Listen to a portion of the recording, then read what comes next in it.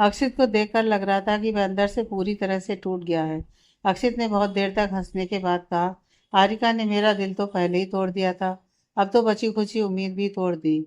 अक्षित की हालत को देखकर सेरा को बहुत दुख हो रहा था। फिर भी उसने अक्षित को संभालते हुए कहा, सर आपको तैयार भी तो होना है, घर चलिए। अक्षित हंसता हुआ उठा और कहने लगा, चलो मेरी तो बर्बादी भी धूमधाम से हो रही है। सेरा अक्षित को लेकर घर आ गया। रेस्टोरेंट। राज एक रेस्टोरेंट में बैठा हुआ था। राज की वहां पर एक मीटिंग थी। मीटिंग खत्म होने के बाद राज ने अपने लिए लंच ऑर्डर किया। एक लड़की जिसकी उम्र 23 साल की थी, राज का ऑर्डर लेकर आई। वह लड़की रेस्टोरेंट में ही वेटर की जॉब करती थी। राज ने अपना लंच करने लगा, लेकिन नजर उठाकर उस लड़की को नहीं देखा।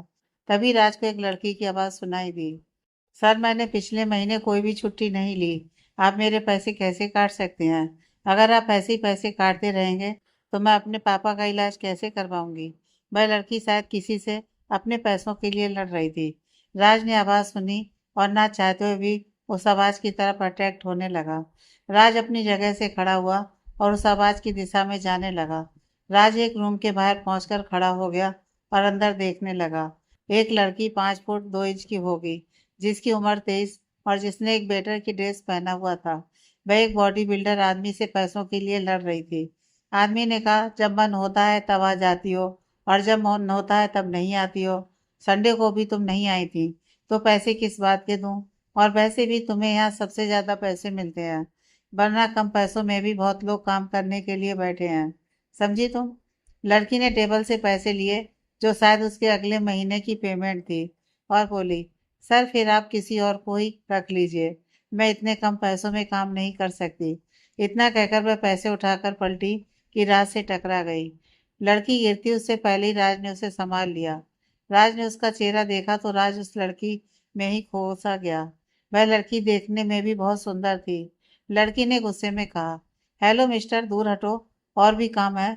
अगर ऐसे ही हर लड़के की बाहों में गिरती रही तो मैं अपनी जिम्मेदारी पूरी नहीं कर पाऊंगी। इतना कहकर वह सीधी खड़ी हुई और राज को धक्का देकर बाहर चली गई।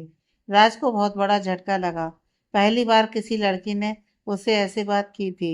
नहीं तो कॉलेज टाइम से ही लड़कियां उसके आगे पीछे पागल थीं, और आज कहाँ एक छोटी सी बेटर ने उसे ऐसे बातें सुनाकर धक्का देकर चली गई। वह लड़की गई और चेंजिंग रूम में जाकर अपनी ड्रेस चेंज करके सूट पहन लिया। राज भी उस लड़की के पीछे पीछे चला गया। राज उस लड़की को जाते हुए देख रहा था। राज ने कुछ सोचा और उस लड़की के पीछे भागता हुआ गया और लड़की के पास जाकर कहने लगा, तुम्हारा नाम क्या है? लड़की ने गुस्से में राज को देखा और कहा, जहर। क्यों, खाना है? राज ने मुस्कुराकर कहा, बहुत प्यारा नाम है। आप कहाँ जा रही हैं? कहिए तो मैं छोड़ देता हूँ, गाड़ी है मेरे पास। लड़की को गुस्सा आ गया। उसने गुस्से में राज को देखा और कहा, तुम जैसे गुंडे मवाली से मैं रोज ही निपटी हूँ। अगर ऐसे ही हर लड़का मुझे घर छोड़ने लगा तो बहुत जल्दी मैं बदनाम हो जाऊंगी। इससे अच्छा है कि अपनी गाड़ी उठाइए और चलते बनिए। इतना कहकर लड़की पैदल ही वहां से चलने लगी। राज उसकी बात सुनता रहा और उसके चेहरे पर एक मुस्कान आ गई। राज उसके पीछे भागता हुआ आया और कहने लगा, अरे तुम गलत समझ रही हो, मैं बस तुम्हारी मदद करना चाहता हूँ। मुझे तुम्हारी हेल्प चाहिए और तुम्हें पैसों की जरूरत है। लड़की ने गुस्से में राज को देखा और कहा, आप जैसे 36 मिलते हैं इतने बड़े शहर में भी, मैं खुद को अच्छे से संभाला है। आपको क्या लगता है कि आपकी हर गलत काम मैं पूरी कर दूंगी? तो आप गलत है। इससे पहले मैं यहाँ लोगों को बुलाकर इकट्ठा कर लूँ और आप पिट जाएं, इससे बढ़िया है आप यहाँ से चलते बने। राज को भी गुस्सा आ गया। उसने लड़की का हाथ पकड़ा और खींचते हुए अपनी गाड़ी के पास ले आया। लड़की लगातार राज को मार रही थी, लेकिन राज को कोई फर्क नहीं पड़ रहा था। उस लड़की ने गुस्से में राज के पेट पर अपना घुटना मार दिया। राज थोड़ा सा डगमगाया, लेकिन उसने लड़की को नहीं छोड़ा। लड़की ने कहा, अगर तुमने मुझे नहीं छोड़ा तो मैं तुम्हारी जान ले लूंगी। राज ने कहा, एक बार मेरी बात सुन लो प्लीज, उसके बाद चली जाना। प्लीज एक बार सुन लो। लड़की बिल्कुल चुपचाप खड़ी हो गई। कुछ मिनट बाद दोनों एक पार्क में बैठे हुए थे। राज ने कहा, देखो मेरे कारण मेरे दोस्त का घर बर्बाद हो गया। कुछ दिनों के लिए मेरी गर्लफ्रेंड बन जाओ, मैं तुम्हें उसके बदले पैसे भी दूंगा। अगर तुम मेरी गर्लफ्रेंड बनकर मेरे साथ शादी और रिसेप्शन में चलोगी तो शायद थोड़ी परेशानी कम हो जाए। बदले में तुम जितने पैसे चाहिए मैं उतने देने को तैयार हूँ। लड़की ने कहा, गर्लफ्रेंड बनने का तो मैं तैयार हूँ, लेकिन किसी भी तरह की बदतमीजी नहीं चलेगी। ना ही तुम मुझे हाथ लगाओगे और ना ही गलत बात कर बोलोगे। मुझे पूरे 1 लाख रुपए चाहिए। राज ने कहा, ठीक है, मैं तुम्हें 1,50,000 दूंगा। मेरे लिए गर्लफ्रेंड बन जाओ और मेरे दोस्त और उसकी वाइफ का रिश्ता ठीक हो जाए। उसके बाद तुम मुझे नहीं जानती, मैं तुम्हें नहीं जानता। लेकिन एक्टिंग अच्छी करनी होगी, जिससे शादी में सबको लगे कि हम दोनों एक दूसरे के लिए ही बने हैं। अगर शादी में कोई पूछे कि मैं तुम्हें कब से जानता हूँ, तो कह देना 2 साल पहले से। कोई भी कहानी बनाकर सुना देना, लेकिन वह तुम्हारी बातों से कन्विंस हो जाए। मैं और तुम एक दूसरे से शादी करना चाहते हैं, ऐसा उन्हें लगना चाहिए। लड़की ने कहा, हाँ हाँ बिल्कुल, आप फिक्र मत कीजिए, मैं आपको शिकायत का मौका नहीं दूंगी। मैं आपकी अच्छी गर्लफ्रेंड की एक्टिंग करूंगी। राज ने कहा, मेरा नाम राज है, राज चड्ढा है। ठीक है राज चड्ढा, आप देखकर बेफिक्र रहिए। ये बताइए कि कितने बजे पार्टी में जाना है। राज ने टाइम देखा तो 5 बज रहे थे। राज ने कहा, चलो पहले कोई ड्रेस ले लेते हैं, फिर पार्टी में चलते हैं। लड़की ने हाँ कहा और दोनों मॉल चले गए। अक्षित अपने कमरे में बिना मन के तैयार हो रहा था। उसका मन नहीं था तैयार होने का, लेकिन अब शादी वाले दिन वह शादी से पीछे नहीं हट सकता था, इसलिए तैयार हो रहा था। उसके चेहरे पर कोई खुशी नजर नहीं आ रही थी। अक्षित अपनी सोच में गुम था। तभी किसी ने उसके कमरे का गेट नॉक किया। गेट नॉक की आवाज सुनाई दी। अक्षित ने गेट ओपन कर देखा तो कोई नहीं था। तभी किसी ने उसका कुर्ता खींचा। अक्षित ने नीचे देखा तो एक छोटा सा 2 साल का लड़का खड़ा था। अक्षित ने उस छोटे से बच्चे को देखा तो उसके चेहरे पर एक प्यारी सी मुस्कान आ गई। अक्षित नीचे झुका और घुटने पर बैठकर पूछा, क्या चाहिए? बच्चे ने प्यार से पाउट बनाया और कहा, सूसू। अक्षित ने मुस्कुराकर कहा, आपके मम्मा पापा कहाँ हैं? आप मेरे कमरे में क्या कर रहे हैं? बच्चे ने कहा, अले बहुत जोर से सूसू आई है, जल्दी करा दो। अक्षित ने बच्चे को गोद में उठाया और बाथरूम की तरफ जाते हुए बोला, थोड़ा सा सब्र करो। अक्षित ने बच्चे को ले जाकर बाथरूम में खड़ा कर दिया और कहा, अब कर लो। बच्चे ने अपना सूसू रोककर कहा, पहले मेरी पैंट उतार दो। अक्षित को अब ध्यान आया कि वह तो 2 साल का बच्चा है, वह अपनी पैंट खुद कैसे उतारेगा। अक्षित ने उसकी पैंट उतारने की कोशिश की तो वह खुली नहीं रही थी। अक्षित ने दांत पीसते हुए अपने मन में कहा, बच्चों को कैसे कैसे कपड़े पहना देते हैं जो उतरते भी नहीं है। फिर भी जैसे तैसे करके अक्षित ने उसकी पैंट उतार दी और कहा, लो अब कर लो। अक्षित ने उस बच्चे के हाथ धुलवाए और बाथरूम से बाहर ले आया। उस बच्चे ने कहा, थैंक यू। अक्षित ने मुस्कुराकर कहा, वेलकम। तुम्हारा नाम क्या है? बच्चे ने कहा, पहले मेरी पैंट पहना दो तब बताऊंगा। अक्षित ने उसकी पैंट पहना दी। बच्चे ने कहा, माई नेम इज अक्षर। अक्षित अपने घुटनों पर बैठा था। फिर उसने फिर से पूछा, आपके पेरेंट्स का नाम? बच्चे ने अक्षित की तरफ देखा और उसके गाल पर किस करके भाग गया। अक्षित ने अपने गाल पर हाथ रखा तो उसके चेहरे पर एक मुस्कान आ गई। अक्षित ने क्रीम कलर की शेरवानी पहनी हुई थी, सर पर पगड़ी लगी हुई थी, जिसमें अक्षित बहुत हैंडसम लग रहा था। हारिका ने एक मैरून कलर का लहंगा पहना हुआ था। नो डाउट हारिका उस लहंगे में बहुत ज्यादा खूबसूरत लग रही थी। ऐसा लग रहा था जैसे परी लोग से कोई परी जमीन पर उतर आई हो। हारिका ने खुद को मिरर में देखा और कहा, पता नहीं अक्षित को जब अक्षत और आविका का सच पता लगेगा तो क्या होगा, वो कैसे रिएक्ट करेगा। अब मैं बच्चों को ज्यादा दिन तक अक्षित से छुपा कर नहीं रख सकती। वैसे भी एक ना एक दिन अक्षित को अपने बच्चों के बारे में पता चलना ही था। अब तो बस अक्षित का रिएक्शन देखना बाकी है। पता नहीं वह इस बात से खुश होगा या मुझे गलत ठहराएगा कि मैंने उसे बिना बताए उसके बच्चों को जन्म दिया। इधर राज एक पतली सी गली में उस रेस्टोरेंट वाली लड़की का इंतजार कर रहा था। राज तो पहले ही हैंडसम और ड्रेसिंग था। उसके ऊपर उसने एक ब्लैक कलर का 3 पीस सूट पहना हुआ था, जिसकी वजह से वह और ज्यादा स्मार्ट लग रहा था। थोड़ी देर बाद राज ने सामने देखा तो वह लड़की गाउन पहने उसकी तरफ ही आ रही थी।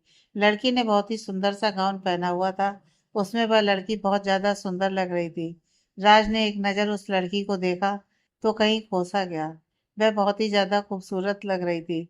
उसने एक पर्पल कलर का गाउन पहना हुआ था, जिसमें उसकी सुंदरता और निखर कर आ रही थी।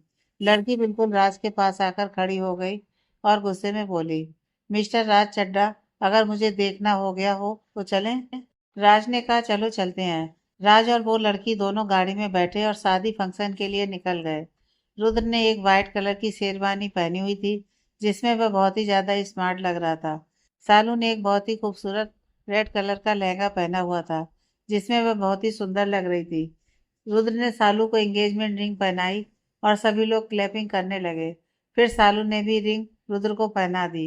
आज रुद्र बहुत ही खुश नजर आ रहा था और बहुत एक्साइटेड भी था कि सालू अब हमेशा के लिए उसकी हो रही थी। फिर दोनों लोग मंडप पर बैठ गए। धीरे धीरे विवाह की सारी विधियां शुरू हो गईं। पंडित जी ने दोनों को फेरों के लिए खड़ा किया। दोनों ने 7 वचन लिए। उसके बाद पंडित जी ने कहा, कन्या की मांग में सिंदूर भर दीजिए। रुद्र ने सालू की मांग में सिंदूर भर दिया। फिर मंगलसूत्र पहना दिया। दोनों आज शादी के बंधन में बंध चुके थे। दूसरे मंडप में अक्षित बैठा था और आरिका अक्षित के पास आ रही थी। अक्षित की नजर आरिका पर पड़ी तो अक्षित आरिका को ही देखता रहा। अक्षित आरिका में खोसा गया, लेकिन तभी अक्षित के फेस पर एक फीकी सी मुस्कान आ गई। अक्षित ने मन ही मन खुद से कहा, कितना खूबसूरत धोखा है, कितना काला दिल है, कितनी झूठी मुस्कान है। मुझे गर्व था कि यह सुंदरता सिर्फ और सिर्फ मेरी है, पर इस सुंदरता ने खुद को बांट दिया। आरिका और अक्षित मंडप में बैठे थे। सालू और रुद्र की शादी संपन्न हो चुकी थी। अक्षित का ध्यान शादी पर नहीं था। उसके दिमाग में तो राज और आरिका की बातें घूम रही थी। अक्षित को खुद नहीं पता था कि वह इस वक्त आरिका से शादी क्यों कर रहा है। आरिका के दिमाग में भी राज की बातें घूम रही थी। तब उसने अक्षित का केस लड़ने के लिए उसकी एक रात मांगी थी। जब अक्षित उससे इस बारे में पूछेगा तो वो क्या जवाब देगी, उसे समझ में नहीं आ रहा था। थोड़ी देर बाद पंडित जी ने कहा, फेरों के लिए खड़े हो जाइए। आरिका ने अक्षित की तरफ देखा और अक्षित आरिका की तरफ। दोनों खड़े हो गए। अक्षित आगे चल रहा था और आरिका उसके पीछे पीछे। अक्षित ने अग्नि को देखकर कहा, पता नहीं मैं ये शादी क्यों कर रहा हूँ, शायद तोड़ने के लिए। अगर मुझे पता चला कि वह वीडियो सच है तो मैं आरिका को तलाक दे दूंगा, क्योंकि मैं एक ऐसी लड़की के साथ नहीं रह सकता जो किसी एक की नहीं हो सकती। आरिका ने फेरे लेते हुए अग्नि को देखकर कहा, मुझे नहीं पता मैं सही कर रही हूँ या गलत। मैं अक्षित के साथ जो किया वह गलत था, लेकिन मैं इस शादी को एक मौका जरूर दूंगी। अगर मेरे थोड़ा झुकने से मेरा और अक्षित का रिश्ता सुधर सकता है तो मैं झुकने के लिए तैयार हूँ। थोड़ी देर बाद पंडित जी ने कहा, लड़की का कन्यादान के लिए आ जाइए। रुद्र अपनी जगह से उठा और मंडप की तरफ जाने लगा। रुद्र थोड़ा रुका और पीछे पलटकर सालू की तरफ हाथ बढ़ाया और कहा, चलो साथ में कन्यादान करते हैं। सालू ने थोड़ा हैरानी से कहा, लेकिन मैं तो अक्षित भाई से बहुत छोटी हूँ। रुद्र ने कहा, इस वक्त तुम आरिका की भाभी हो, इसलिए हम दोनों को साथ में कन्यादान करना सही रहेगा। सालू को थोड़ा अजीब लगा, लेकिन रुद्र की बात भी एकदम सही थी। सालू आरिका की भाभी बन चुकी थी। सालू ने रुद्र के हाथ पर अपना हाथ रख दिया और दोनों मंडप पर आ गए। दोनों ने मिलकर आरिका का कन्यादान कर दिया है। कन्यादान की विधि जैसे जैसे हो रही थी, आरिका के आंसू गिरने शुरू हो गए, क्योंकि आरिका को अपने पापा की याद आ रही थी। रुद्र भी थोड़ा इमोशनल हो गया था। रुद्र ने आरिका को चुप करवाते हुए कहा, आरिका प्लीज रो मत। मैं ऐसी सिचुएशन को संभाल नहीं सकता, पर मैं तुम्हारे साथ रो जरूर सकता हूँ। इसके बाद पंडित जी ने कहा, कन्या की मांग में सिंदूर भरिए। अक्षित ने सिक्के के द्वारा आरिका की मांग में सिंदूर भर दिया। फिर मंगलसूत्र पहना दिया। पंडित जी ने कहा, शादी संपन्न हुई, अपने बड़ों का आशीर्वाद ले लीजिए। दोनों ने मिलकर दादाजी, दादी बुआ, मामा मामी सबके पैर छुए और आशीर्वाद लिया। थोड़ी देर बाद अक्षित और आरिका से मिलकर सभी मेहमान जाने लगे। तभी राज उस लड़की को लेकर अक्षित और आरिका के पास आया। राज ने आरिका और अक्षित को कांग्रेचुलेसन कहा और उस लड़की से मिलवाते हुए कहा, अक्षित ये मेरी गर्लफ्रेंड है। लेकिन राज से ना तो आरिका ने ना ही अक्षित ने उस लड़की के बारे में कुछ भी पूछा। आरिका तो गुस्से में राज को देखना भी नहीं चाहती थी। राज को कहीं ना कहीं आरिका का गुस्सा समझ भी आता था और उसे बुरा भी लगता था। बेशक राज के दिल में आरिका के लिए कोई गलत बात नहीं थी, लेकिन फिर भी वह आरिका को एक अच्छा दोस्त बनाना चाहता था। लेकिन अब यह बिल्कुल इम्पॉसिबल था। राज के साथ किसी लड़की का होना अक्षित को कहीं ना कहीं अच्छा लग रहा था। अक्षित को राज और आरिका को लेकर जो शक था वह कहीं ना कहीं 1-2% कम हो गया था। अक्षित ने मुस्कुराकर उस लड़की से हाथ मिलाया। उस लड़की ने भी एक मुस्कान पास कर दी। राज को समझ में नहीं आ रहा था कि वह आगे क्या बात करे। चारों चुपचाप खड़े थे। चारों में से किसी ने भी किसी को कुछ नहीं कहा। राज को लगा अब उसे चला जाना चाहिए। राज ने उस लड़की का हाथ पकड़कर एक साइड में आ गया। राज ने उस लड़की को देखकर कहा, आज तो कोई बात नहीं हुई, पर 2 दिन बाद रिसेप्शन है, तुम्हें मेरे साथ आना होगा। लड़की ने कहा, ओ मिस्टर राज चड्डा, एक दिन की बात हुई थी, मैं आ गई। अगर आप चाहते हो कि मैं आपके साथ रिसेप्शन में भी आऊं तो उसके पैसे अलग से लगेंगे। राज ने कहा, हाँ ले लेना, लेकिन प्लीज रिसेप्शन में आ जाना। सालू ने रुद्र के कमरे का गेट खोला तो अंदर से बहुत सुंदर सजा हुआ था, बिल्कुल सालू की पसंद का। सालू को रेड फ्लावर्स और वाइट फ्लावर्स बहुत अच्छे लगते थे, इसलिए रुद्र ने सालू की पसंद को ध्यान में रखते हुए अपने कमरे को डेकोरेट करवाया था। सालू की दिल की धड़कनें बहुत तेज हो गई थी। रुद्र ने कह तो दिया था कि सालू की मर्जी के बिना रुद्र उसके पास भी नहीं जाएगा, पर सालू को लग रहा था कि रुद्र ने उससे झूठ कहा है। सालू मिरर के सामने गई और उसने अपनी ज्वेलरी उतारने लगी। सालू ने अपनी सारी ज्वेलरी उतार कर रख दी थी। अब सालू ने शादी के जोड़े में थी। ज्वेलरी के नाम पर उसने रुद्र के नाम का मंगलसूत्र पहना हुआ था। सालू ने कबर्ड खोलकर देखा तो उसमें बहुत ही सुंदर सुंदर डिजाइनिंग कपड़े रखे हुए थे। सालू ने उनमें से एक नाइट सूट निकालकर बाथरूम की तरफ जाने लगी। तभी उसके कमरे का गेट ओपन हुआ तो सामने रुद्र और उसकी गोद में अक्षत और अबिका लिए खड़ा था। बच्चों को देखकर सालू को एक धक्का सा लगा। उसके दिमाग में बुरे बुरे ख्याल आने लगे। रुद्र को एक पल भी नहीं लगा ये समझने में कि सालू से बच्चों के साथ देखकर क्या सोच रही है। रुद्र के चेहरे पर एक शरारती मुस्कान आ गई और उसने बच्चों को सालू से मिलवाते हुए कहा, बच्चों ये आपकी न्यू मम्मा। सालू की तो दिल की धड़कन जैसे रुक सी गई थी।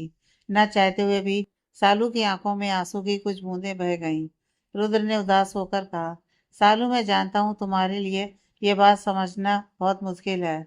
मैं तुम्हें अगर शादी से पहले बता देता कि ये मेरे बच्चे हैं तो तुम मुझसे कभी शादी नहीं करती। तुम्हें धोखा देने के बाद मैंने अमेरिका में जेनी नाम की लड़की से शादी कर ली। तुम तो जानती हो अमेरिकन लड़कियां कैसी होती हैं। एक साल में ही वह मुझे छोड़कर चली गई और पैसे भी लूट कर चली गई। फिर उसने मुझसे तलाक ले लिया और 6 महीने से बच्चे मेरे साथ ही रह रहे हैं। रुद्र ने बच्चों की तरफ देखकर कहा, है ना बच्चों? बच्चों ने रुद्र की हाँ में हाँ मिलाते हुए कहा, यस। सालू रुद्र को देखकर कुछ बोलने वाली थी कि तभी रुद्र ने कहा, सालू मैं जानता हूँ तुम्हें इस वक्त मुझ पर बहुत गुस्सा आ रहा होगा, मुझसे बहुत नाराज हो रही होगी, लेकिन मैं क्या करता। मेरे बच्चों को एक माँ चाहिए थी और मुझे एक अच्छी बीवी। सालू ने आंसू भरी आंखों से अक्षत और रविका को देखा तो बच्चों का मासूम चेहरा देखकर उसका दिल पिघल गया। सालू ने भरे गले से कहा, मुझे विश्वास नहीं होता रुद्र, तुमने मुझसे फिर से झूठ बोला। हर बार दिल तोड़ देते हो। तुमने मुझे क्यों नहीं बताया कि तुम 2 बच्चों के बाप हो? रुद्र ने कहा, सालू समझने की कोशिश करो। अगर मैं तुम्हें सच बता देता तो तुम कभी मुझसे शादी नहीं करती। तुम मुझे माफ नहीं करना चाहती तो मत करो, लेकिन मेरे बच्चों को एक माँ की जरूरत थी। रुद्र ने फिर से बच्चों को देखकर कहा, है ना बच्चों? बच्चों ने रुद्र की हाँ में हाँ मिलाते हुए कहा, यस। सालू बहुत ज्यादा हैरान थी कि उसे समझ में नहीं आ रहा था कि उसे कैसे रिएक्ट करे। उसे यकीन नहीं हो रहा था कि रुद्र उससे अब भी झूठ बोल सकता है। उसका मरा हुआ रिश्ता जिसे रुद्र जिंदा करना चाहता था वह दोबारा से मर रहा है। रुद्र ने कहा, सालू ज्यादा मत सोचो। अगर तुम मेरे बच्चों को अपनाना नहीं चाहती तो मैं तुम्हें फोर्स नहीं करूंगा। मेरे बच्चों को नैनी पाल लेगी। इतना कहकर रुद्र बच्चों को लेकर कमरे से बाहर जाने लगा। सालू ने पीछे से बच्चों को और रुद्र को टोकते हुए कहा, रुद्र मैं तुम्हारी गलती की सजा बच्चों को नहीं दे सकती। तुमने जो किया उसमें बच्चों की कोई गलती नहीं है। मैं नहीं चाहती बच्चों को नैनी पाले और वे बड़े होकर झूठे बन जाएं तुम्हारी तरह। मैं बच्चों को अक्षित भैया की तरह बनाऊंगी। रुद्र ने घूमकर देखा तो सालू का पूरा चेहरा लाल हो चुका था। आंखें पूरी लाल थी। सालू का फेस गुस्से से भरा हुआ था, जिसे देखकर रुद्र को अचानक हंसी आ गई। रुद्र हंस रहा था और सालू हैरानी से उसे देख रही थी। बच्चों ने कहा, स्टॉप मामू, वाई आर यू लाफिंग? इतना क्यों हंस रहे हो? मामू सुनकर सालू चौंक गई। सालू बच्चों के पास आई और पूछा, रुद्र आपके मामा हैं? अबिका ने कहा, यस मामी। रुद्र ने बच्चों को बेड पर खड़ा कर दिया। रुद्र की हंसी अब भी नहीं रुक रही थी। सालू को गुस्सा आ गया था और उसने पास में रखा एक बांस उठाया और रुद्र को मारने के लिए दौड़ी। रुद्र पूरे कमरे में भाग रहा था और सालू उसके पीछे पीछे अपना लहंगा पकड़कर मारने के लिए दौड़ रही थी। अक्षत और रविका उन दोनों को देखकर हंसते हुए लोटपोट हुए जा रहे थे। अक्षत और रविका दोनों हंसते हुए बहुत प्यारे लग रहे थे। अक्षत रविका के नए नक्श अपने पापा पर गए थे और रंग उनका अपनी माँ जैसा एकदम गोरा था। सालू इतना कहकर एकदम चुप हो गई। सालू को एहसास हुआ कि वह क्या कहने जा रही थी। रुद्र सालू की बात सुनकर एकदम से रुक गया। रुद्र ने पलटकर सालू को बहुत प्यार से देखा। सालू की नजरें एकदम से झुक गईं, क्योंकि वह रुद्र की नजरों को सहन नहीं कर पा रही थी। थोड़ी देर बाद खुद को संभालकर सालू ने रुद्र को देखा और फिर से रुद्र के पीछे भागने लगी। रुद्र के चेहरे पर एक मुस्कान आ गई और वह भी भागने लगा। रुद्र भागते हुए बेड पर चढ़ गया। सालू ने भी एक हाथ से लहंगा संभाला और दूसरे हाथ में बांस पकड़े हुए ही बेड पर चढ़ गई।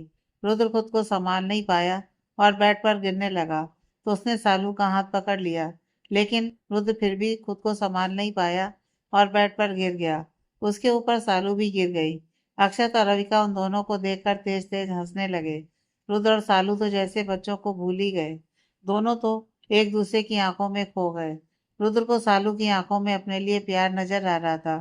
सालू को रुद्र की आंखों में अपने लिए बेशुमार प्यार नजर आ रहा था। लेकिन सालू इतनी जल्दी आगे बढ़ना नहीं चाहती थी। सालू ने धीरे से कहा, रुद्र छोड़ो मुझे। सालू को छोड़ना तो नहीं चाहता था, लेकिन अपने वादे के मुताबिक सालू के नजदीक तब तक नहीं जा सकता था जब तक सालू खुद से ना कहे। इसलिए रुद्र ने बिना मन के सालू को छोड़ दिया। सालू बेड पर बैठ गई। सालू ने बारी बारी से अक्षत और अबिका को बहुत प्यार किया। सालू तो पहले ही बच्चों को देखकर उनके साथ खेलना चाहती थी, लेकिन रुद्र की बातों से वह इतना शौक हो गई कि बच्चों को चाह कर भी प्यार नहीं कर पाई। सालू ने पूछा, आप बताओ ये बच्चे किसके हैं? रुद्र ने कहा, तुम्हारे भाई के। यह सुनते ही सालू शॉक्ड हो गई और सालू ने हैरानी से रुद्र को देखा। रुद्र ने हमें गर्दन हिलाकर कहा, मैं सच कह रहा हूँ, ये आरिका और अक्षित के बच्चे हैं। सालू ने हैरानी से पूछा, मतलब अक्षित भैया ने सच में आरिका भाभी के साथ गलत किया था? रुद्र ने कहा, नहीं, उन दोनों के बीच जो हुआ वह आरिका की मर्जी से हुआ, लेकिन आरिका ने उस बात का फायदा उठाते हुए अक्षित पर झूठा इल्जाम लगाया था। इसलिए वह आज तक पछता रही हैं। मैं और आरिका ने बदला लेने के लिए तुम्हारा और अक्षित का फायदा उठाया और तुम दोनों की मासूमियत का हमने अपने फायदे के लिए इस्तेमाल किया। लेकिन जब आरिका को एहसास हुआ कि उसने अक्षित के साथ गलत किया है, तो वह बहुत ज्यादा दुखी हुई, बहुत परेशान हुई, डिस्टर्ब रही, डिप्रेशन में रही। अमेरिका जाकर सब कुछ भूलना चाहती थी। जब आरिका अमेरिका गई तो उसे पता चला वह प्रेग्नेंट है। आरिका अबॉर्शन नहीं कराना चाहती थी। वह तो सारी जिंदगी बच्चों के सहारे ही रहने की सोच रही थी। सालू ने एक्साइटेड होकर पूछा, क्या अक्षित भैया जानते हैं कि उनके बच्चे भी हैं? रुद्र ने कहा, मैंने कई बार इस बारे में कहा कि अक्षित को अक्षत और अविका के बारे में बता दो। कई बार समझाने की भी कोशिश की, लेकिन आरिका ने अब तक अविका और अक्षत के बारे में अक्षित को नहीं बताया। मुझे तो खुद समझ में नहीं आ रहा कि आरिका अब बच्चों के बारे में अक्षित को कैसे बताएगी।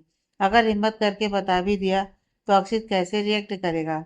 रुद्र और सालू बातें कर रहे थे और बच्चे उनकी गोद में ही लेटकर सो गए थे। सालू ने बच्चों को बहुत प्यार किया और बेड पर लिटा दिया। दूसरी तरफ राज उस लड़की को उसके घर छोड़ने जा रहा था।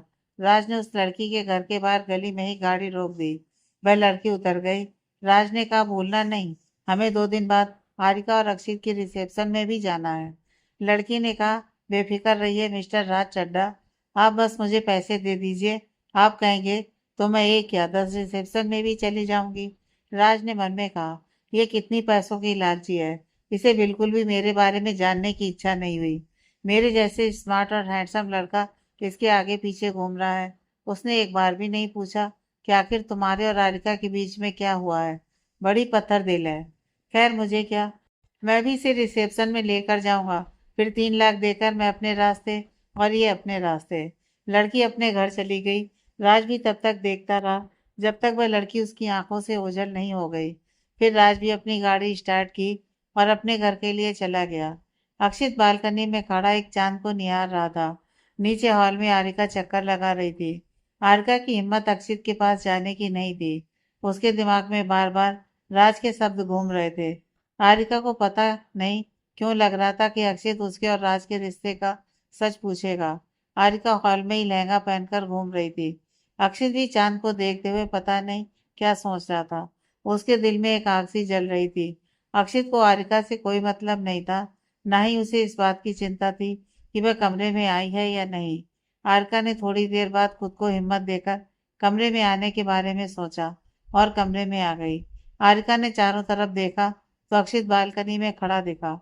आरिका ने हिम्मत नहीं की अक्षित के पास जाने की। आरिका ने कबर्ड खोलकर अपने लिए नाइट सूट निकाला और बाथरूम जाने लगी। आरिका बाथरूम में जा पाती उससे पहले ही अक्षित ने बिना घूमे ही कहा, आरिका पहले मेरे सवालों के जवाब दो, फिर चेंज करना। आरिका के दिल की धड़कन बढ़ गई।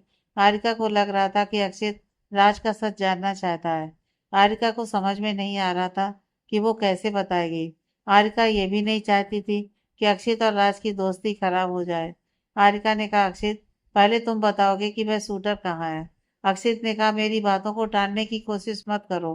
पहले तुम मेरे सवालों का जवाब दोगी, उसके बाद मैं बताऊंगा कि शूटर कहाँ है। आरिका ने भी गुस्से में कहा, नहीं मिस्टर अक्षित, तुमने खुद कहा था कि अगर मैं तुमसे शादी करूंगी तो तुम मुझे शूटर के बारे में बता दोगे।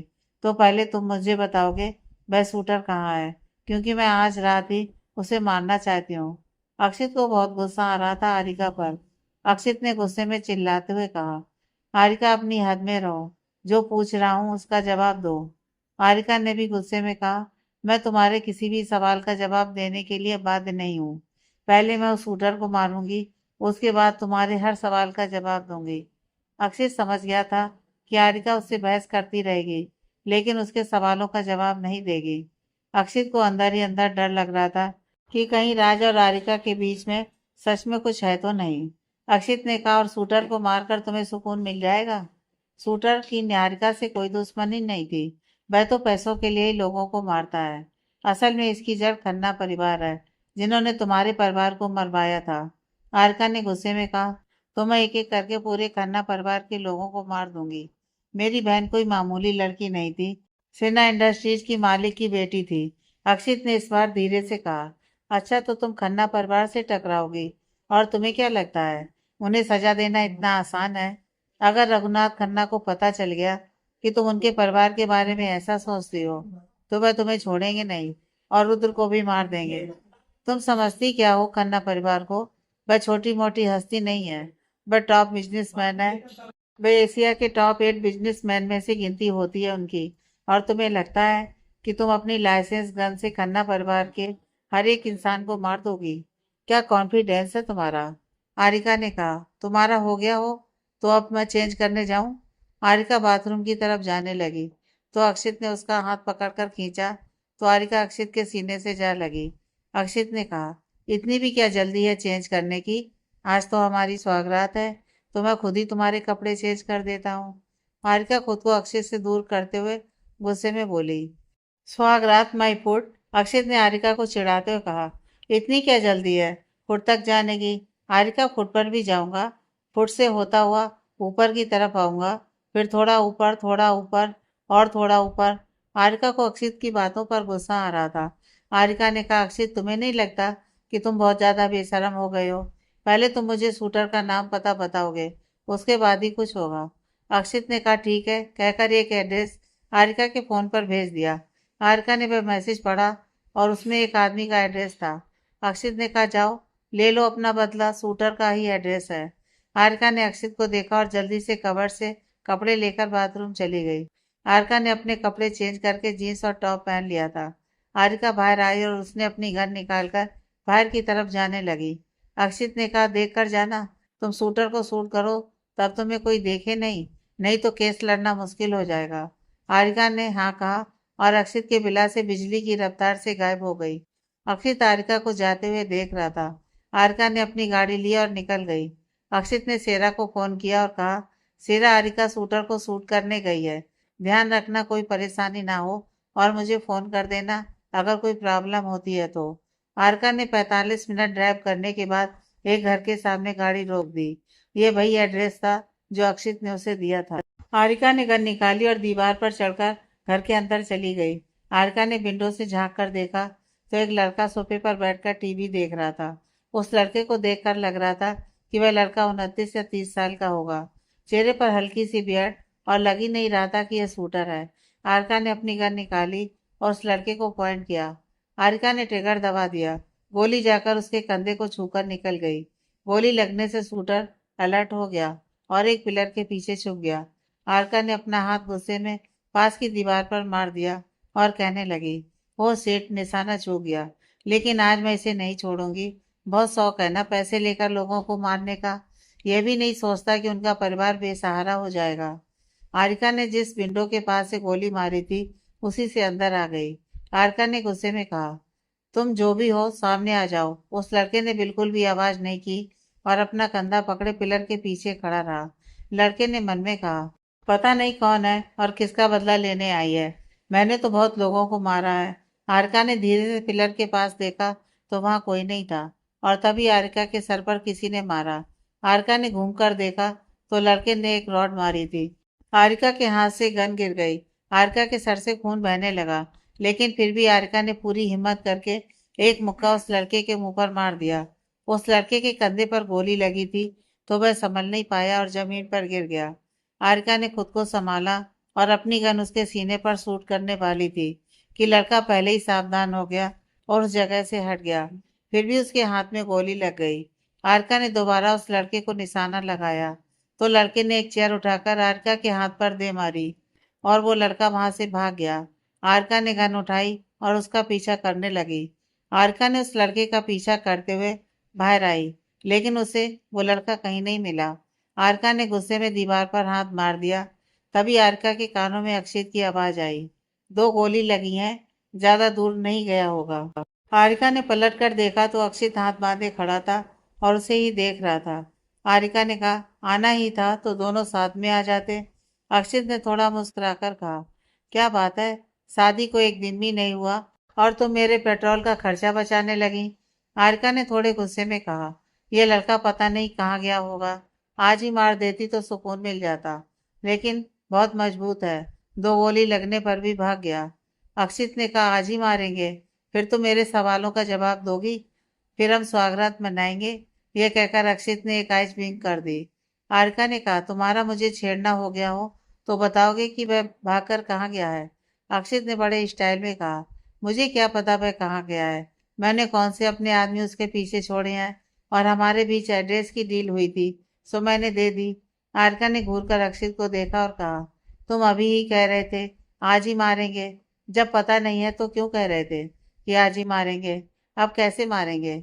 अक्षित ने एक मुस्कान के साथ कहा, बड़ी ध्यान से मेरी बात सुनने लगी हो। अच्छी बात है, सुननी भी चाहिए। एक पत्नी का कर्तव्य होता है कि वह अपने पति की हर बात को ध्यान से सुने। अच्छा है तुमने जो आज से ही आदत डाल ली। अक्षित बस करो, इतनी रात को फालतू बातें मत करो। मुझे बताओ वह कहाँ है? मैं आज ही उसका खेल खत्म करना चाहती हूँ।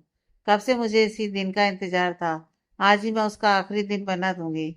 अक्षित ने मुस्कुराकर कहा, हारिका, उसे आज ही सजा दिलवा दूंगा। मैं बता भी दूंगा वह कहाँ है, लेकिन तुम मुझसे वादा करो कि उसके बाद तुम राज और अपने रिश्ते का सच सच बताओ। सब कुछ सच बोलोगी, झूठ बिल्कुल भी नहीं। हारिका को पता था कि आज नहीं तो कल उसे सच बताना ही पड़ेगा। इस वक्त उसके पास कोई दूसरा रास्ता नहीं था। हारिका ने कहा, ठीक है, सब कुछ सच बता दूंगी। पहले तुम मुझे बताओ शूटर कहाँ छुपा है।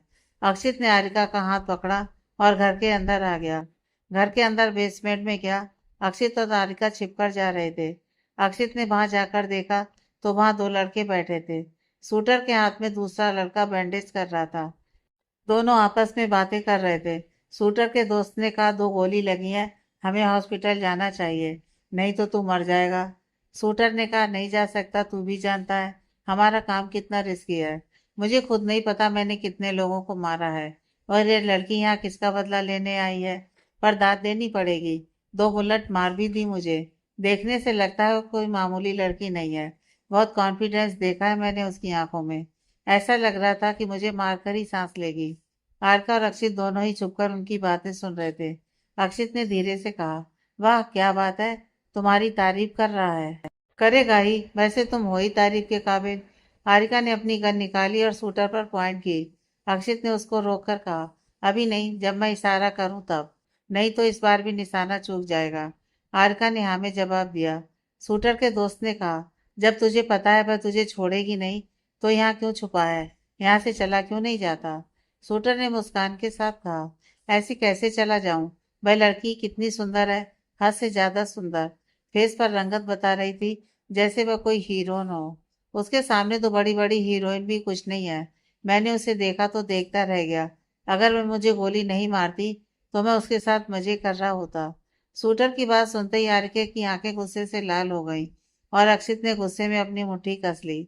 शूटर के दोस्त ने कहा, पागल हो गया है तू, तेरे सर पर मौत मंडरा रही है और तुझे लगता है वह तुझ जैसे लड़के को हाथ लगाने देगी?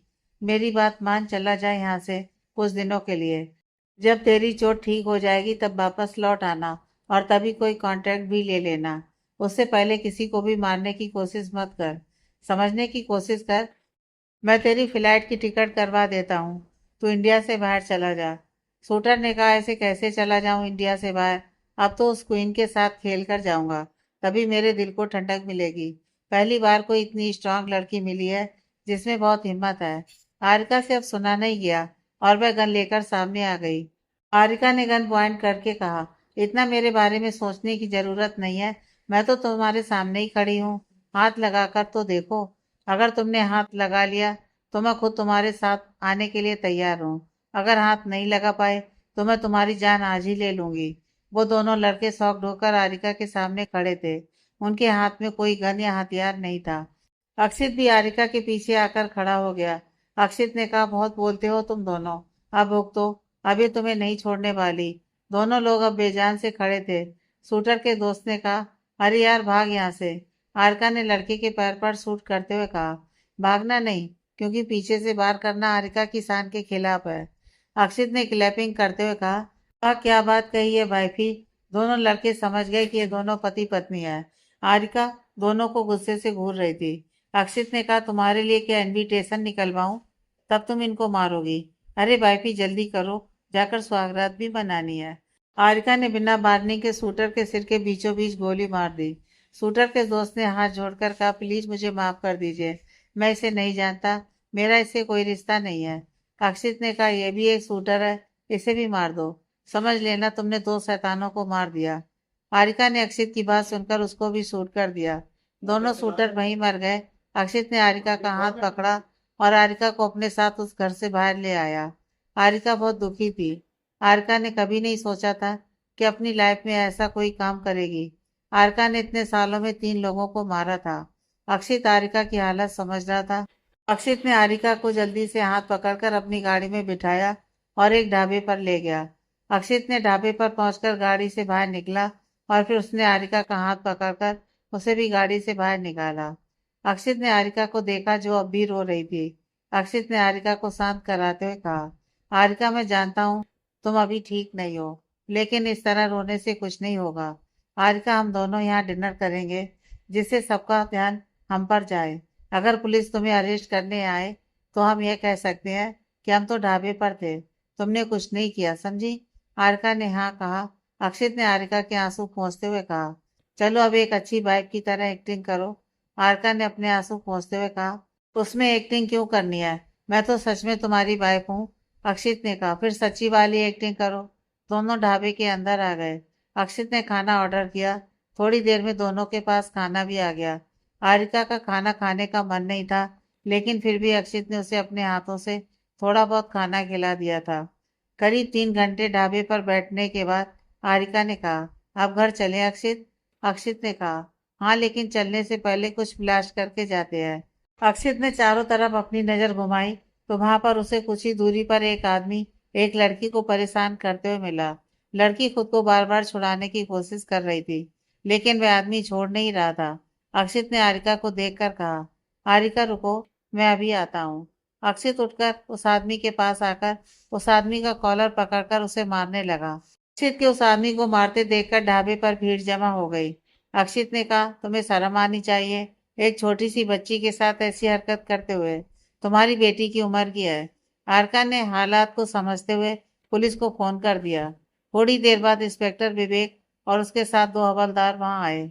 विवेक ने आरिका और अक्षित को वहां देखा तो हैरान हो गया। फिर भी उसने आरिका और अक्षित से कुछ भी सवाल करना सही नहीं लगा। अक्षित ने उस आदमी के खिलाफ FIR करा दी और विवेक उसे लेकर चला गया।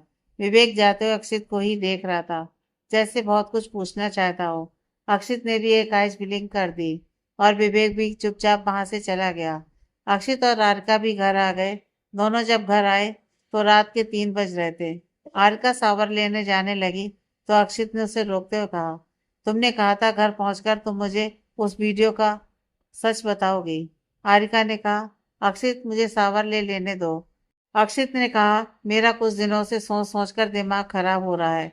आरिका मेरी बात ध्यान से सुनो, अगर तुम्हारा और राज का कुछ है तो मैं आज ही सुबह होते तुम्हें तलाक दे दूंगा। तुम उस पर साइन करके यहाँ से जा सकती हो। मैं सोच लूंगा कि जैसे तुम मेरी जिंदगी में कभी आई ही नहीं थी। नहीं तो मुझे अपनी और राज के बारे में सच सच बता दो। हारिका ने कहा, मैं कहूँ मेरे और राज के बीच कोई रिश्ता नहीं है तो क्या तुम मुझ पर यकीन करोगे? अक्षित ने कहा, बताकर तो देखो, मैं तुम पर यकीन करूंगा। लेकिन तुम खुद को मेरी जगह पर रखकर सोचो। क्या मुझे तुम्हारे बारे में हर बात जानने का हक नहीं है? क्या मुझे पता नहीं होना चाहिए कि मेरी वाइफी और मेरे दोस्त के बीच क्या चल रहा है? हारिका अक्षित की बातों को अच्छे से समझ रही थी। उसका चेहरा मुरझाया हुआ भी बहुत था। हारिका ने कहा, अक्षित मैं सच बोल रही हूँ। मेरे और राज के बीच कुछ नहीं है। मेरी बातों पर यकीन करो। फिर हारिका ने थोड़ा सा शर्माकर कहा, मुझे तुम्हारे सिवा किसी ने नहीं छुआ। हारिका की बातें अक्षित को सुकून दे रही थी। फिर भी अक्षित जानना चाहता था कि उस वीडियो में कहाँ तक सच है और कहाँ तक झूठ। हारिका ने कहा, अक्षित मैं तुम्हें सब सच बता दूंगी, पर तुम अपने दोस्त से रिश्ता खत्म मत करना। राज बहुत बदल गया है। उसने मुझसे बहुत बार अपने घुटनों पर बैठकर माफी भी मांगी है। पछतावा है उसे। वह सच में उस बात के लिए बहुत पछता रहा है। हारिका आगे कुछ बोलती उससे पहले ही अक्षित का फोन बजने लगा। अक्षित ने फोन चेक किया तो मामी जी का कॉल आ रहा था। अक्षित ने समय देखा और परेशान होते हुए फोन रिसीव करके कहा, क्या हुआ मामी, इतनी रात को फोन किया? मामी ने कहा, अक्षित पापा जी की तबीयत खराब हो गई है, जल्दी से आ जाओ। अक्षित ने फोन काट दिया। अक्षित ने हारिका को देखकर कहा, हारिका अभी मेरा जाना जरूरी है, तो मैं तुमसे बाद में बात करूंगा। नाना जी की तबीयत खराब हो गई है। अक्षित ने जल्दी से अपनी गाड़ी की चाबी ली और जाने लगा। हारिका ने कहा, अक्षित मैं भी चलूं? अक्षित ने कहा, तुम आराम करो, अगर जरूरत पड़ी तो मैं तुम्हें बुला लूंगा। अक्षित अपने विला से निकल गया। हारिका ने अपना फोन लेकर रुद्र को वीडियो कॉल लगा दी। रुद्र का फोन रिंग किए जा रहा था, तभी हारिका को याद आया उनकी तो फर्स्ट नाइट है। हारिका फोन काटने वाली थी कि रुद्र ने फोन रिसीव कर लिया।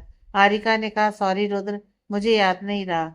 रुद्र ने मुस्कुराकर कहा, हारिका तुम्हें क्या लगता है मेरा और सालू का रिश्ता किसी नॉर्मल हस्बैंड वाइफ की तरह है? हारिका ने कहा, फिर भी मैंने गलत वक्त पर फोन कर दिया। अक्षित नहीं है, मैं अभी नाना जी की तबीयत खराब हो गई है तो ठाकुर निवास गया है, तो मैंने सोचा अक्षत और अविका को देख लूं। प्लीज एक बार मुझे दोनों को दिखा दो, क्या कर रहे हैं? रुद्र ने फोन को थोड़ा घुमा दिया तो हारिका ने देखा अक्षत सालू के ऊपर लेटकर चैन से सो रहा है और सालू भी सुकून से सो रही थी। अविका रुद्र के पेट पर लेटकर सो रही थी। सालू अक्षत और अविका को देखकर हारिका के फेस पर मुस्कान आ गई। हारिका ने कहा, आई एम सॉरी रुद्र, मैंने और मेरे बच्चों ने तुम्हारा स्पेशल डे खराब कर दिया। रुद्र ने एक मुस्कान के साथ कहा, कोई बात नहीं हारिका, मुझे सालू के साथ रिश्ता आगे बढ़ाने की कोई जल्दी नहीं है। वैसे भी मैंने सालू को बहुत दर्द दिया है, अब मैं उसे खुशियां देना चाहता हूँ। रही बात बच्चों की, तो अक्षत ने तो आते ही मेरी बाइक मुझसे छीन ली। सालू को अक्षत से मिले कुछ ही घंटे हुए हैं और ऐसा लगता है जैसे दोनों सालों से एक दूसरे को जानते हो। तुम तो देख ही रही हो, ये अक्षत या तो मेरे पास होता था या तुम्हारे पास, लेकिन आज तो वह सालू के कितने पास सो रहा है। आरका ने एक मुस्कान के साथ कहा, रुद्र मैंने शूटर को मार दिया है। रुद्र ने अविका को बेड पर लिटाया और बाहर आकर हैरानी से कहा, कब मारा? अविका ने कहा, आज जी, मुझे अक्षित ने उसका एड्रेस दिया और मैंने उसके साथ साथ एक और शूटर को मार दिया। रुद्र और अरिका की आंखों में आंसू आ गए क्योंकि उन्होंने अपनी बहन के दुश्मनों में से एक और कम कर दिया। रुद्र ने कहा, अरिका अब तुम शांत हो जाओ, क्योंकि तुम्हें अक्षित के बहुत सारे क्वेश्चन के आंसर देने हैं और जितनी जल्दी हो सके अक्षित को बच्चों के बारे में बता दो।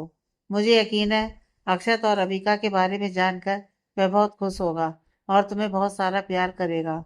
हारिका ने हाँ में कहकर फोन रख दिया। अक्षित जल्दीबाजी में ठाकुर निवास पहुंचा और भागता हुआ नाना जी के कमरे की तरफ गया।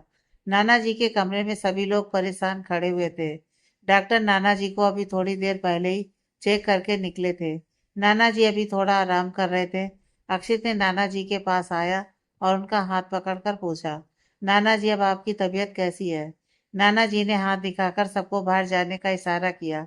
नाना जी के इशारा मिलने पर सभी लोग बाहर चले गए, लेकिन हमारी बुआ दादी वहीं कान लगाकर खड़ी थी, क्योंकि ऐसा कभी नहीं हुआ था अक्षित को इतनी अहमियत दी गई हो।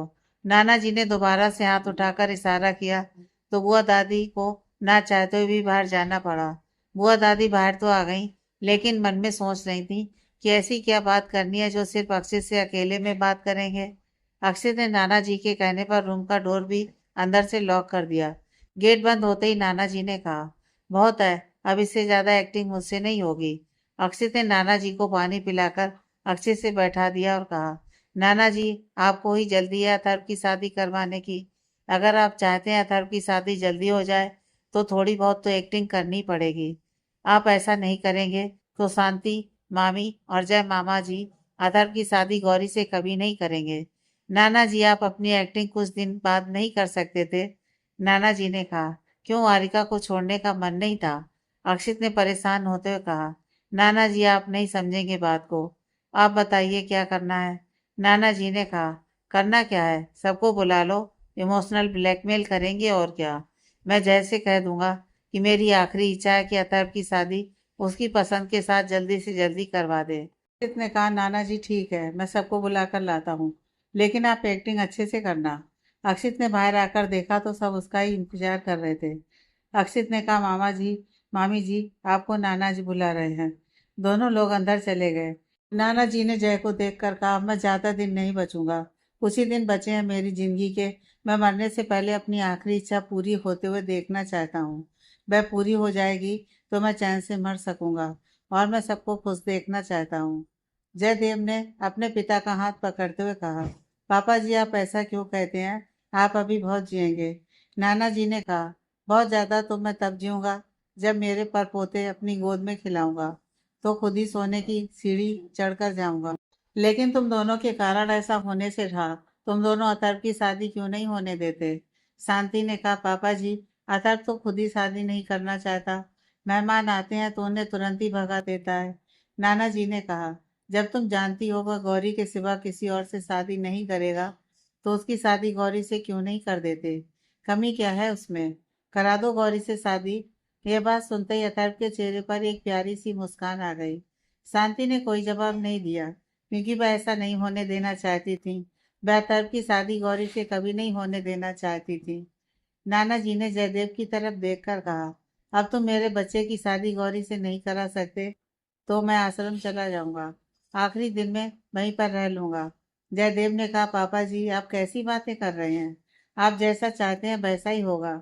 अगर आपकी इच्छा है अथर्व की शादी गौरी से हो तो अथर्व की शादी गौरी से ही होगी। बस आप जल्दी से स्वस्थ हो जाइए। आपके ठीक होते ही हम अथर्व की शादी गौरी से करा देंगे। नाना जी ने बहुत ही चतुराई से जैसे वचन ले लिया था। अक्षित ने फिर अपनी मामी की तरफ देखकर कहा, मामी जी, अब मैं घर जा रहा हूँ, हारिका परेशान हो रही होगी। शांति ने हाँ कह दिया तो अक्षित वहां से निकल गया। अक्षित ठाकुर निवास से बाहर आया तो सुबह होने वाली थी। अक्षित ने गाड़ी में बैठकर गाड़ी स्टार्ट की थी, तभी अथर्व अक्षित के पास आता हुआ दिखाई दिया।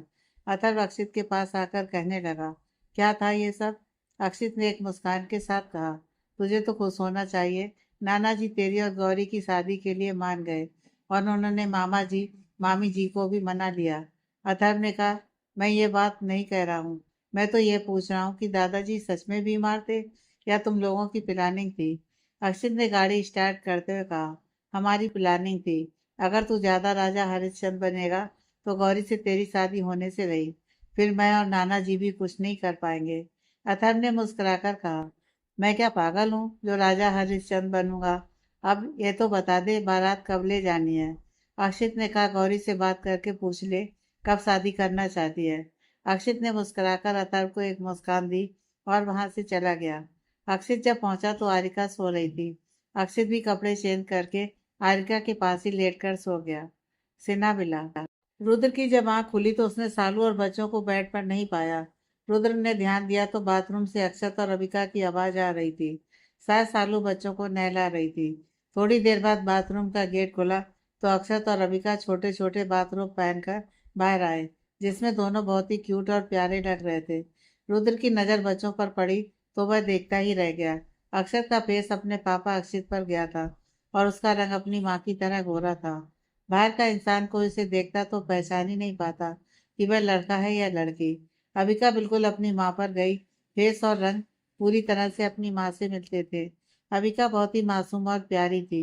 रुद्र बच्चों के पास गया और घुटनों पर बैठकर दोनों के चिक्स पर किस कर दिया। रुद्र ने देखा सालू ने भी एक बहुत ही प्यारा ब्लू कलर का बाथरोब पहनकर बच्चों का हाथ पकड़े खड़ी थी। रुद्र खड़ा हुआ और सालू के चिक्स पर भी एक किस कर ली। सालू तो शॉक्ड होकर उसे ही देख रही थी। रुद्र ने बाथरूम में जाते हुए कहा, ऐसे क्यों देख रही हो? मुझे जो क्यूट और मासूम लगते हैं मैं उन्हें किस कर लेता हूँ। सालू का पूरा फेस प्लस करने लगा, लेकिन रुद्र को वह दिखाना नहीं चाहती थी, इसलिए वह जल्दी से चेंजिंग रूम में भाग गई। रुद्र जब बाथरूम से बाहर आया तो उसने देखा सालू ने एक येलो रंग की साड़ी पहनी हुई थी, जिसमें वह बहुत ही सुंदर लग रही थी। रुद्र धीरे धीरे सालू के पास आने लगा। सालू तो अबिका और अक्षर को तैयार कर रही थी। सालू को तो पता ही नहीं था कि रुद्र उसके पास आकर खड़ा हो गया है। सालू ने अबिका और अक्षर को बेड पर खड़ा करके उनको तैयार कर रही थी। सालू ने बच्चों को तैयार करके पलटी तो रुद्र के सीने से जा लगी। सालू गिरती उससे पहले ही वो रुद्र ने उसे संभाल लिया। रुद्र भी सावर लेकर आया था तो उसके बालों से पानी टपक रहा था। रुद्र के बालों से टपकता पानी सालू के फेस पर गिरने लगा। सालू ने अपनी आंखें कस के बंद कर ली। रुद्र सालू में कहीं खो गया। सालू ने अपनी आंखें खोलकर रुद्र को थोड़ा गुस्से में देखा और कहा, अब मुझे ऐसे ही पकड़कर खड़े रहने का इरादा है या सीधा खड़ा करोगे? रुद्र ने कहा, तुम्हें छोड़ने के लिए थोड़ी ना शादी की है। अब तो मेरा तुम पर पूरा हक है और मैं तुम्हें कभी नहीं छोड़ूंगा। रुद्र ने अपनी बात सालू को बहुत प्यार से कही थी। सालू फिर से बिलस करने लगी। सालू ने दोबारा कहा, रुद्र प्लीज जाने दो, पगफेरे की रस्म के लिए घर भी जाना है। रुद्र ने सालू को सीधा खड़ा करके चेंजिंग रूम में चला गया। अक्षित का बिला। अक्षित और आरिका अभी भी सो रहे थे। अक्षित ने आरिका को कसकर पकड़ रखा था। आरिका ने अपना सिर अक्षित के सीने पर छिपाकर रखा हुआ था और अक्षित को बहुत ही मजबूती से पकड़ रखा था, जैसे कि अगर उसकी पकड़ हल्की हुई तो अक्षित कहीं गायब हो जाएगा। दोपहर के 1 बजे अक्षित ने अपनी आंख खोलकर देखा तो आरिका अभी भी उसकी बाहों में सो रही थी। आरिका ने कल बहुत से काम किए थे, जिससे वह बहुत थक गई थी। अक्षित ने प्यार से आरिका के चेहरे से बालों को हटाया और मन में बोला, आरिका प्लीज आज मुझे वीडियो का सच बता दो, वरना ये अक्षित पागल हो जाएगा। अक्षित तुम्हें दीवानों की तरह प्यार किया है। तुमने अक्षित के साथ कुछ भी किया हो, फिर भी मैं तो अपने दिल से दूर नहीं कर पाया। थोड़ी देर बाद आरिका ने भी धीरे धीरे अपनी आंखें खोली तो आरिका की नजरें अक्षित से जा मिली तो उसे याद आया अब उसकी शादी अक्षित से हो गई है। आरिका बेड से उठी और बाथरूम में चली गई। आरिका सावर लेकर बाहर आई तो अक्षित पुशअप कर रहा था। आरिका ने अक्षित को एक नज़र देखा और ऑरेंज कलर की साड़ी निकालकर चेंजिंग रूम में चेंज करने चली गई। थोड़ी देर में आरिका तैयार हो गई। आरिका ऑरेंज साड़ी में बहुत ही प्यारी और सुंदर लग रही थी। आरिका अक्षित के पास आकर कहने लगी, अक्षित तैयार हो जाओ, मुझे घर जाना है पगफेरे की रस्म के लिए। अक्षित ने कोई जवाब नहीं दिया और चुपचाप पुशअप करता रहा। आरिका ने दोबारा कहा, अक्षित प्लीज चलो ना, रुद्र का फोन आया था, सालू को भी ठाकुर निवास जाना है, हम अभी जाएंगे तो समय से लौट आएंगे। अक्षित ने अभी भी कुछ नहीं कहा। आरिका को गुस्सा आ गया तो वह अक्षित की पीठ पर बैठ गई। आरिका को लगा था कि वह पुशअप बंद कर देगा, लेकिन अक्षित अभी भी चुप था और वह बिल्कुल भी बोल नहीं रहा था। आरिका के ऊपर बैठने पर भी वह चुपचाप पुशअप करता रहा। आरिका बहुत परेशान हो गई। अक्षित उसे बिठाकर भी पुशअप किए जा रहा था और वह रुकने का नाम ही नहीं ले रहा था। आरिका ने कहा, अक्षित अब तो रुक जाओ। 80 पुशअप्स कंप्लीट होने के बाद अक्षित रुक गया। आरिका ने अक्षित को देखकर कहा, अक्षित अब तुम पहले से ज्यादा जिद्दी हो गए हो। अक्षित ने टोंट मारते हुए कहा, मुझे ऐसा बनाया किसने? हारिका ने उदास होकर कहा, मेरी गलती थी। हाँ मैं मानती हूँ मेरे कारण सब कुछ खत्म हो गया। तो क्या तुम मुझे हमेशा सुनाते रहोगे? तुमने भी तो मेरे साथ जबरदस्ती की थी। अक्षित ने टॉवल से अपना पसीना पोंछते हुए कहा, वह भी तुम्हारी गलती थी, सब तुम्हारी गलती थी। अक्षित आज बहुत बेरुखी से हारिका से बात कर रहा था। हारिका ने कहा, हाँ तुम सही कह रहे हो, मैं मानती हूँ कि सारी गलती मेरी थी। तो क्या तुमने मुझे चोट करने के लिए शादी की है या मुझे बेइज्जत करने के लिए की है? अक्षित के चेहरे पर एक मुस्कुराहट आ गई। अक्षित ने बाथरूम की तरफ जाते हुए कहा, नहीं मैं तुम्हारे साथ अपनी फैमिली स्टार्ट करने के लिए की है। हारिका भी अक्षित के पीछे पीछे ही आ रही थी। अक्षित ने पलटकर कहा, बनाओगी ना मेरे साथ एक फैमिली या मेरे बिना ही एक फैमिली बना ली है? अक्षित की बात सुनकर हारिका की धड़कन तेज हो गई। हारिका को अब यकीन हो गया कि अक्षित को बच्चों के बारे में पता चल गया है, इसलिए ही वह उसके साथ इस तरह की बातें कर रहा है। हारिका अक्षित से कुछ पूछना चाहती थी, पर अक्षित बिना कुछ सुने बाथरूम में चला गया। कुछ देर बाद अक्षित तैयार होकर रूम में आया।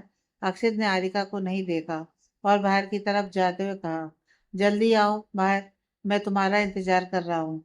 अक्षित रूम से जा चुका था। अब आरिका को पूरा विश्वास हो चुका था कि अक्षित को बच्चों के बारे में पता चल चुका है। आरिका भी नीचे गाड़ी के पास आई और चुपचाप गाड़ी में बैठ गई।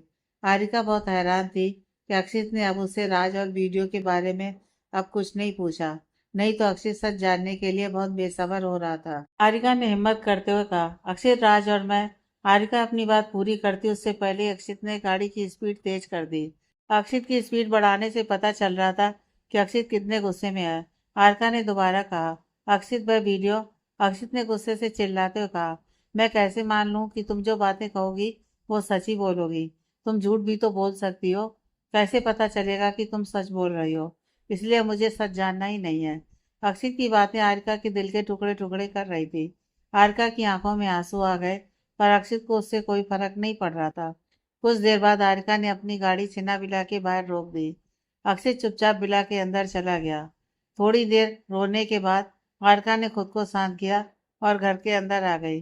अक्षित को देखकर सालू के चेहरे पर एक मुस्कान आ गई। सालू को खुश देखकर अक्षित भी खुश हो रहा था। अक्षित से मिलने के बाद सालू सबको डाइनिंग टेबल पर ले आई और सब लोग बैठकर लंच करने लगे। अक्षित को देखकर साफ पता चल रहा था कि वह कितने गुस्से में है। रुद्र ने अक्षित से कुछ कहना चाहा तो आरिका ने आंखें दिखाकर उसे मना कर दिया। आगे की कहानी नेक्स्ट पार्ट में।